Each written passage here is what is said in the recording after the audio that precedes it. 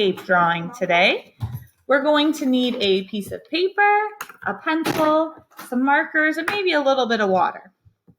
So there is a handout that is linked in the presentation that has these great, very specific directions for you. The first thing we're going to do is to create a circle. Now, if you have like a plate or something that you can trace a circle, that's awesome. I don't have that. So I'm just going to do my best to draw a nice big circle using my pencil on my paper. It's not perfectly in the center. That's okay. So I have my circle. My next direction is to draw a line, a horizontal line for our horizon that is sort of close to the bottom of the circle. So what I mean is it's not in the top half of the paper, it's down low.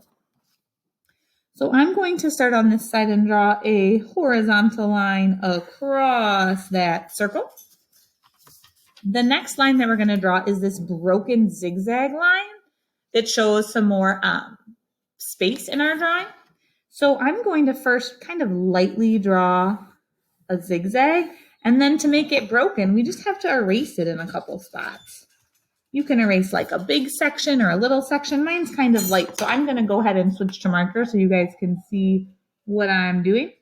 If you have a Sharpie, that would probably be a good choice for this part of the project. If you don't, regular marker will work fine, or even a crayon. All right, so I have a broken zigzag. The next job that we're going to do is add this mountain ridge line that is behind the horizon line. So you'll notice this is a bumpy zigzag line. I'm going to start a little bit above where my horizontal line is and just kind of create a mountain range. It's kind of nice to make it look a little bit irregular, meaning that it's not super balanced, right? These are not the same size mountain. There's a little variety, okay? The next line we're going to make is going to be these lines that show a shadow on one side of the mountain. In this example, it's on the left side. It doesn't really matter if you put it on the left or the right side, as long as you keep it the same on every mountain peak. So I'm going to keep it on the left, and what I'm doing is drawing kind of like a little zigzag that is kind of like stuck on the sides of this mountain. So on the bigger sections of the mountain, it's like a bigger piece. I don't have any other left sides, so I'm going to stop there. I just have a couple on mine. The next thing we're going to add are some of these vertical lines for trees. You'll notice that the vertical lines that are closer to the bottom of this circle are a little bit longer. That's because those trees are a little closer to us, so they're going to be a little bit bigger. So let's add some vertical lines for some trees, kind of like staggering them, meaning that they're kind of in different spots. They're not all in a row or anything. I'm going to add another little guy back there.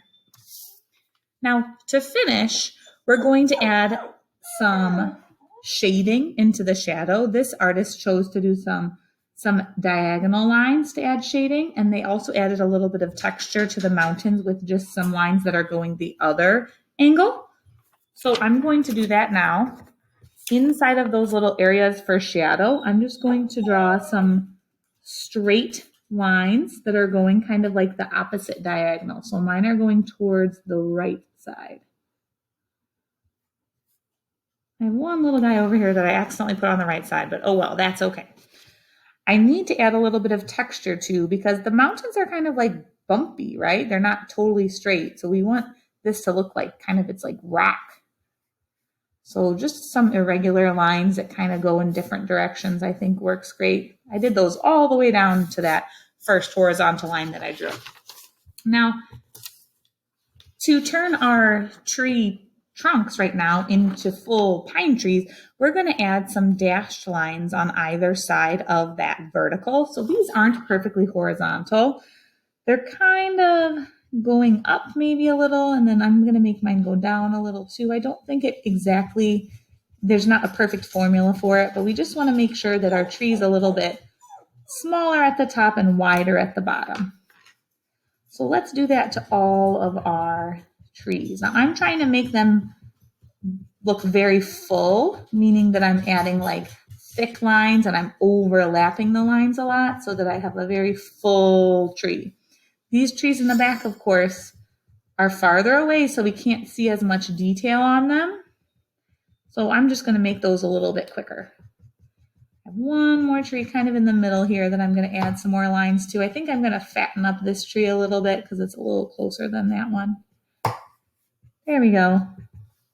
So now I have those lovely trees. Oh, I forgot this line. I'm going to also trace this line now with black. If you've been working in pencil and you need to now trace with black, now's the time. That's all of those black lines that we're going to add.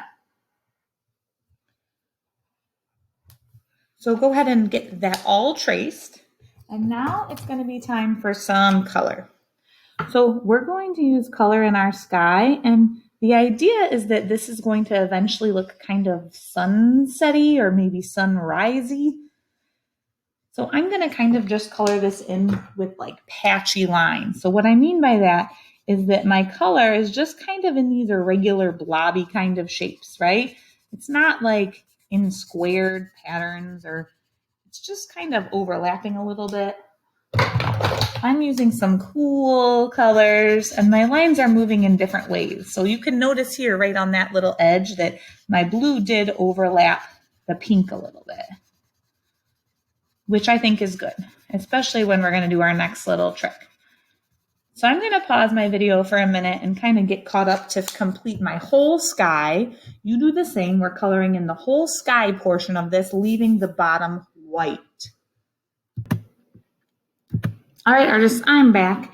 All right, so I completed my sky just by overlapping color with my marker, and it already looks pretty cool, but we're going to try something. I have my a cup of water right here, and I'm just going to dip my finger in it. If you have a paintbrush and you want to do that instead, I'm going to try to just put some drops. So I don't want like a ton of water, but I'm just going to put some drops of water on my paper. And sometimes what this can do is sort of turn our our markers more like paint-like. So it's going to kind of change the way our color looks in our sky. It's important that you kind of keep this in your sky because you don't want your mountain range to get all crazy looking. So I'm just kind of dropping a little bit of color on top. You can see this already is starting to change. As this dries, I think it's going to look really cool. It's kind of like when you do wet on wet watercolor and things all start to kind of change. So it's starting to work already. I'm going to pause my video and let it sit for a minute, and then I'll show you again once it's a little more dry for the final effect. All right, guys, I'm back. I did cut mine out, and it has dried a little bit. I also kind of dabbed it with a paper towel, but I feel like that sky's looking pretty cool. So here is our finished example of our landscape. I hope you enjoyed creating it.